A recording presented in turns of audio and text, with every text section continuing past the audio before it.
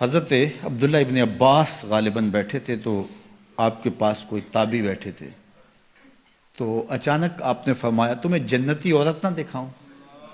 انہوں نے کہا جی دکھائیے۔ تو کہا وہ جو سیاہ رنگت کی خاتون گزر رہی ہے یہ جنتی ہے۔ تو انہوں نے کہا وہ کیسے؟ کہا ایک دن یہ حضور کے پاس آئی اور آقا کریم سے کہنے لگی حضور میرے لیے دعا کر دیجیے، مجھے مرگی کے دورے پڑتے ہیں تو میں گر پڑتی ہوں، تو آپ میرے لیے دعا کر دیجئے میں اس بیماری سے بچ جاؤں۔ تو اللہ کے محبوب علیہ السلام نے فرمایا اگر تو صبر کرے تو تیرے لیے جنت کا وعدہ ہے۔ آپ کہو تو میں دعا کر دیتا ہوں تم ٹھیک ہو جاؤ گی، لیکن اگر تم صبر کرو تو جنت کا وعدہ ہے۔ تو اس نے کہا ٹھیک ہے مجھے منظور ہے، جنت وعدہ ٹھیک ہے، لیکن جب میں گرتی ہوں تو میرا پردہ کھل جاتا ہے، عورت ذات ہوں، چلو ٹھیک ہے بیماری رہے گروں بھی لیکن اتنی دعا تو کر دیں کہ پردہ نہ کھلے۔ تو اللہ کے محبوب نے فرمایا ہاں یہ دعا میں کر دیتا ہوں۔ کہا کہ مرگی کے دورے سے اب بھی پڑھتے ہیں، اب بھی گر جاتی ہے، لیکن اللہ اس کے پردے کی حفاظت کرتا ہے۔ اللہ اکبر۔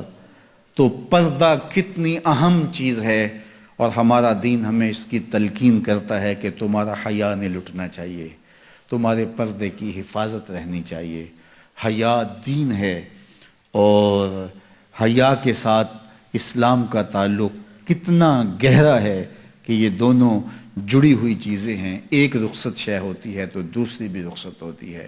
مجھے بھی آپ کو بھی عملی کوشش بھی کرنی چاہیے کہ یہ جو ذرائع ہیں حیا باختگی کے، ان سے اپنے آپ کو اور اپنی نسل کو بھی بچایا جائے، اپنی معاشرت کو بھی بچایا جائے۔ اور دوسری بات کہ ایمان کی تکمیل تو حیا سے ہی ہے، یہ باڑ ہے ایمان کے لیے، اگر یہ باڑ اتر گئی تو ایمان پر حملہ ہو جائے گا۔ تو ہم مغرب کی نقالی میں اس کو ترقی نہ سمجھیں، اگر حیا باختگی لباس مختصر بلکہ اتار دیا جانا یہ ترقی اور کامیابی ہوتی تو پھر تو کعبہ اللہ کا ننگے طواف لوگ کیا کرتے تھے، وہ ترقی یافتہ ہوتے۔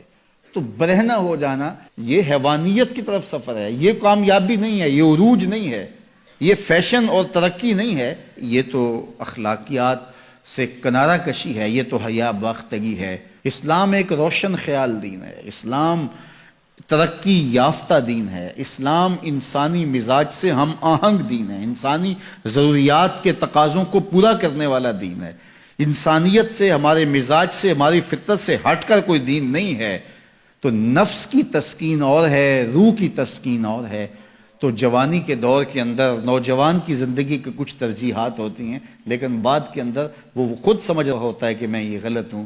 آج مغرب پریشان ہے کہ انہوں نے جوانی کے 4 ایام تو اپنی خواہشوں میں اسیر ہو کے گزار لیے، لیکن ان کے بڑھاپے کی تلخیوں کو آپ نہیں جانتے کیا ہے۔ تو مغرب کے سانچے میں ڈھلنے کی کوشش نہ کرو۔ وہ اقبال نے کہا تھا نئی تہذیب تکلف کے سوا کچھ بھی نہیں، چہرہ جو نہ روشن ہو کہ تو کیا حاجت گلگو نہ فروش۔ اندر کچھ ہو ہی نہ اور اوپر میک اپ کیا ہوا ہو تو وہ تو کبھی اترے گا، جب اترے گا تو نیچے سے کیا بلا نکلے گی۔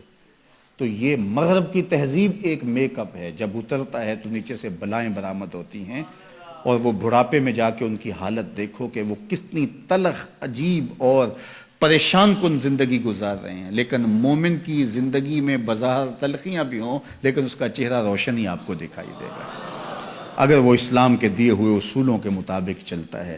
تو مشرق کو کبھی بھی مغرب کی نقالی نہیں کرنی چاہیے۔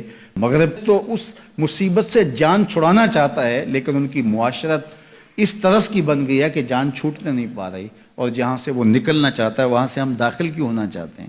تو میری بیٹی، میری بہن، تو مغرب کی بیٹی نہیں ہے، تو مشرق کی شہزادی ہے۔ تیرا برقع، تیری چادر، تیرا حجاب تیری آبرو کا پہرا ہے، جب تو سمٹتی ہے تو معاشرہ پھیلتا ہے۔ تیرا حیا ہی تیری زندگی کا تیور ہے، اور یہی تیرا نور ہے۔ اور نوجوان کی آنکھوں کے شرم و حیا کے تلے عبادت کی لذت رکھی گئی ہے۔ اگر آپ چاہیں کہ عبادات میں لذت نصیب ہو، سجدے میں قرار نصیب ہو، اپنی نگاہوں کی حفاظت کر کے دیکھو، سجدے میں سرور آنا شروع ہو جائے گا، نمازوں میں لذت آنی شروع ہو جائے گی۔ تو اللہ ہمیں حیا کے جوہر سے مالا مال فرمائے۔